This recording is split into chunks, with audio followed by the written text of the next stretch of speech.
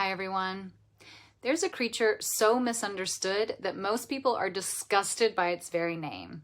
But this humble organism has solved problems that baffle our smartest scientists. It can navigate complex mazes, optimize transportation networks, and make collective decisions all without a brain. And it's about to teach you why everything you think we know about success and survival is wrong. Right now, as you're watching this, your body is doing something extraordinary. Your heart is beating without you telling it to. Your lungs are breathing without thinking about it. Trillions of cells are cooperating in perfect harmony to keep you alive. Yet somehow, we've built an entire civilization around the idea that cooperation is naive and competition is the only way to survive. How did we get here? My name is Leah Smith. I'm a somatic psychotherapist, and much of my work lives at the intersection of healing, nature, and relational intelligence.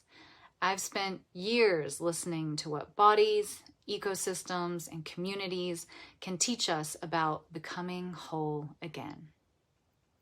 So let's start at the beginning. Everything you see around you began as a thought. The entire city you're sitting in right now, someone imagined it and then made it real. And our ideas don't just create inventions. They shape how we relate to each other, how we organize our society, and even how we understand what it means to be human. For centuries, one powerful idea has been shaping almost every part of our world. The belief that life is a competition, that we're separate, that only the strongest survive. It's the story of survival of the fittest. This story, this foundation of modern civilization, is not just incomplete, but actively destructive. What if there was another story, one that nature has been telling us all along, that could change everything? Which is why I want to introduce you to a humble creature, slime mold. And I want to explain why it has something profound to teach us about the future of human connection. Here's what's extraordinary about slime mold. It can only become one superorganism because it first exists as completely individuated cells. Each cell has its own integrity, its own boundary, and its own authentic way of being in the world. When resources become scarce or danger approaches, something remarkable happens. These fully individuated cells, they don't lose themselves or compete with each other. Instead, they bring their wholeness into collective intelligence. They form a superorganism that can move, sense, and make decisions as one unified intelligence. When people speak about oneness and the importance of recognizing that we're all connected, they sometimes use this idea to influence people to abandon having a sense of self separate from the group. And they idealize the need for the group to think and feel similarly, creating monocultures. Monocultures create suffering for individuals that don't conform to what the group decides has value. Slime mold reminds us of the importance of having sovereignty and being individuated. When we are connected to our core self, we are better able to connect with our intuition and to move as a group based on relational intuitive impulses. Watch this rhythm. Waves of contraction and expansion ripple through their collective body like a slow, massive heartbeat. And here is what's truly extraordinary. They know which way to go by feeling into the collective rhythm. Each pulse carries information. Each wave of expansion explores new possibilities. Each contraction integrates what they've learned. They don't need a central command system telling them what to do. They navigate by staying attuned to the pulsation of the whole. Scientists have tested this. They can solve complex navigation problems, find the most efficient routes between food sources, even recreate the structure of human transportation networks, all without a brain, without planning, just by following this collective pulsation. They survive not through dominance, but through cooperation. They become one without losing their essential nature. Unity through, not despite, individuation. Bees understand this principle too. A beehive isn't just a collection of individual insects, it's a single living intelligence. They share information through movement, sound, vibration, their famous waggle dance. We're not competing for resources. They're creating abundance together. Each bee maintains its individual integrity while participating in something larger than itself. This kind of collective intelligence isn't rare in nature. Mycelial networks connect entire forests, allowing trees to share nutrients and information across vast distances. Flocks of birds navigate as one mind. Schools of fish move like a single organism. The idea that nature rewards only the strongest is a distortion, a story we told ourselves to justify a particular way of organizing human society. But the truth?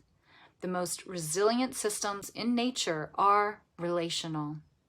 They survive through individuation, connection, rhythm, and shared purpose. So why don't humans live this way? Why have we organized our entire civilization around competition instead of collaboration? The answer lies in a tragic misunderstanding of what it means to be an individual. Our culture teaches a false form of individuation, one that's based on separation, comparison, improving our worth through beauty, money, achievement. We're taught that to be somebody, we must be better than somebody else. We mistake individualism for individuation. We confuse personal branding with authentic selfhood.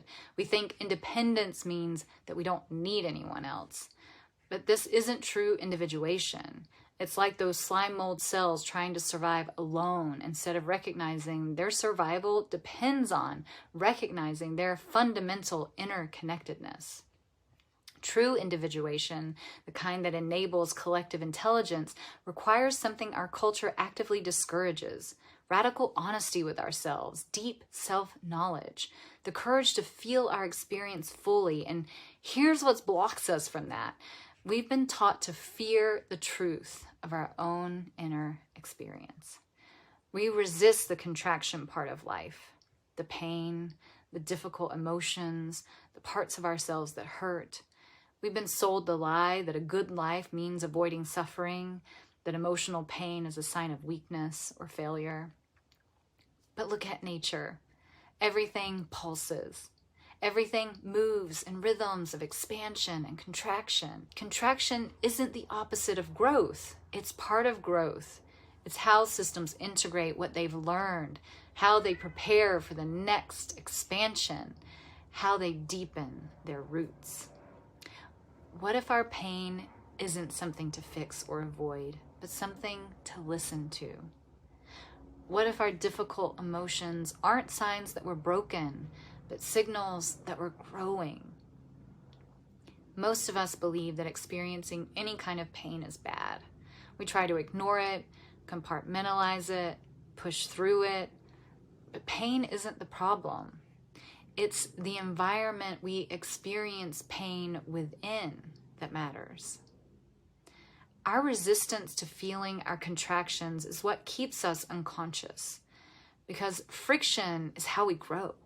Seasons of difficulty are how we become stronger, more compassionate, and wiser. When we resist these natural rhythms, we can't learn what our pain is trying to teach us. As a result, we stay stuck in patterns that no longer serve us. What if, instead of resisting the parts of ourselves that hurt, we started connecting with them? What if we asked them, "What do you need? How can I help? What are you trying to tell me?" instead of invalidating their stories? We must learn to be with all parts of ourselves with loving presence. It's what spiritual traditions have always taught, that wholeness includes everything, even the parts we'd rather not have. And here's the miracle. When we stop abandoning ourselves in moments of difficulty, we stop abandoning others. When we learn to hold our pain with compassion, we develop the capacity to hold space for others' pain too. This is what I call radical honesty, not just brutal truth, but the willingness to be present with what is without immediately trying to fix or change it. Here's what slime mold teaches us about collective healing, that everything is frequency, everything is vibration, and individual healing affects the whole. When one slime mold cell begins to pulse at a particular rhythm, it influences its neighbors.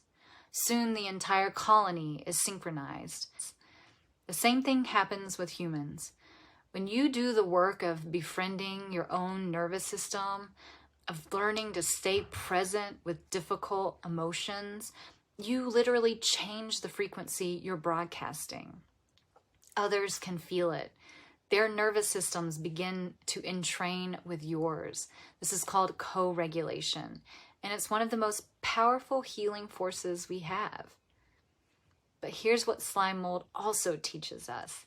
We have to slow down, and that process begins with each of us realizing that our frequency matters.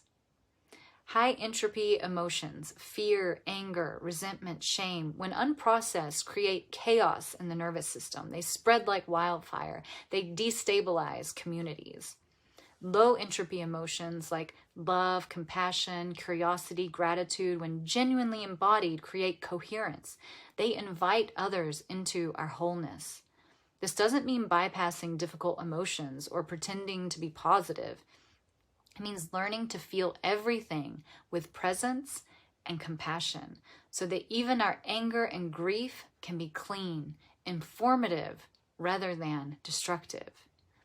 We are all collectively depending on each other to heal. We're like cells in a larger organism, and the health of each cell affects the health of the whole. When we do the inner work of befriending our own pain with loving compassion, something remarkable happens.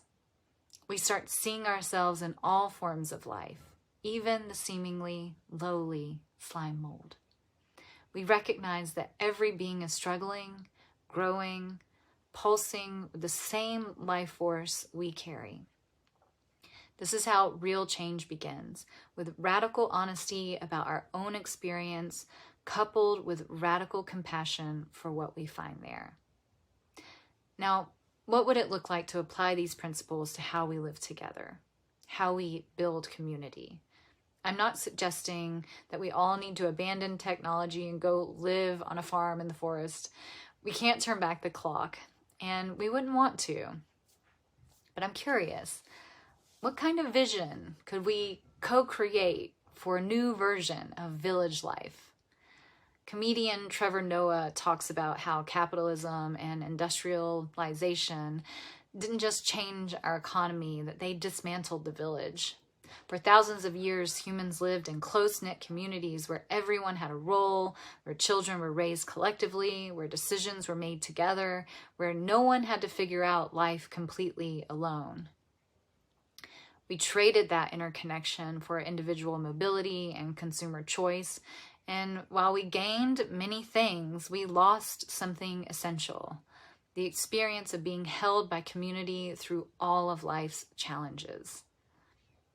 But everywhere you look now, people are talking about wanting to start homesteads with their friends, create intentional communities, build the village back.